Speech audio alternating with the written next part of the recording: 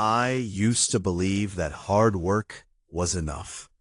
Show up early, leave late, keep your head down, deliver results.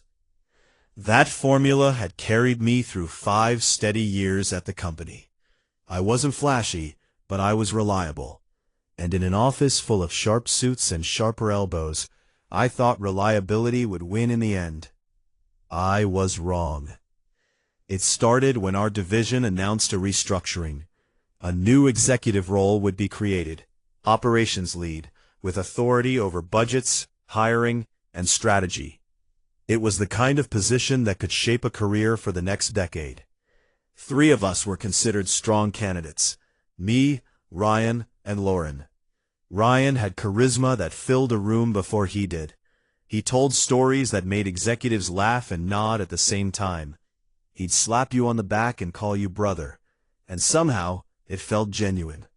Lauren was different, calm, measured, analytical. She didn't speak often in meetings, but when she did, the room went silent. I'd worked closely with her for over a year. We shared late nights refining processes and venting about upper management. Somewhere between spreadsheets and takeout dinners, our connection blurred into something more personal. Not official, not defined, but real. At least I thought it was. The first sign of trouble came during a budget review. I presented a cost-saving plan I'd been developing for months. It was thorough, carefully structured, and, I believed, solid. Ryan followed up with a refined version of my proposal. Same framework, same projections, even a few of my exact phrases. But he'd added one flashy component, a bold automation initiative that I'd dismissed earlier as too risky. Suddenly, leadership loved it. They praised his vision. After the meeting, I confronted him in the hallway. We talked about this plan weeks ago. Ideas evolve. Don't be territorial. It sounded reasonable, almost. Except I hadn't shared that full draft with him. Only Lauren had seen the complete version. That realization sat heavy in my chest. That evening, I asked her directly. We were alone in the conference room, city lights reflecting off the glass walls. Did you show Ryan my deck? She hesitated, just for a second. I mentioned parts of it, she said carefully. I thought collaboration would strengthen all of us. All of us. It felt like a diplomatic answer, not an honest one. A week later, HR called me in. An anonymous complaint had been filed, suggesting I created a hostile competitive environment and withheld information from team members to gain advantage. I'd always shared resources openly. But perception matters more than truth in offices like ours. Only 2 people knew about my frustration with Ryan. Only 2 had heard me vent in private about how he repackaged my work. Lauren and Ryan. I confronted Ryan first. He looked genuinely offended. Why would I sabotage you? If you fall, I look worse. We're a team. It made sense.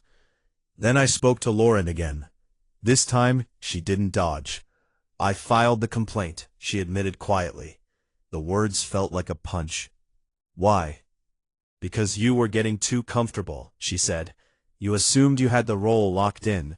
You stopped being strategic. Strategic. As if relationships were chess pieces. She explained her reasoning calmly.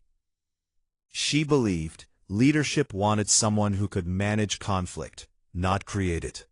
By filing the complaint, she forced an evaluation, not just of me, but of the team dynamic. She knew it would trigger a deeper review, one that would expose how ideas had been shared and reshaped. And she was right. The internal audit uncovered that Ryan had accessed my files through a shared drive without attribution. He'd copied slides directly. The automation proposal? It was originally my idea from an earlier draft, one I'd abandoned but documented. The investigation shifted focus from me to him. Ryan was furious. He accused both of us of setting him up. Maybe in a way we had. But here's where everything shifted again. When the final decision was announced, it wasn't Ryan. It wasn't Lauren. It was me. Leadership cited my documented groundwork, consistency, and resilience under scrutiny. The complaint, ironically, demonstrated that I handled pressure without retaliation. Lauren congratulated me with a small, unreadable smile. That night, I asked her one last question. Did you ever actually believe in me? She held my gaze. I believed you were capable, she said, but I also believed you needed to be tested. Tested. I realized then that while I had been building systems and nurturing trust, she had been studying behavior, mapping motivations, predicting reactions, calculating outcomes. Our almost relationship had been real in moments, the shared frustrations, but ambition had always sat between us like a silent third person. I accepted the role the next morning. Ryan transferred to another division shortly after. Lauren stayed, reporting to me, and every time we sit across from each other in meetings now, I'm reminded of something I learned the hard way. At work, trust is currency. Spend it carefully, guard it wisely, and never assume that loyalty and ambition can share the same desk without conflict.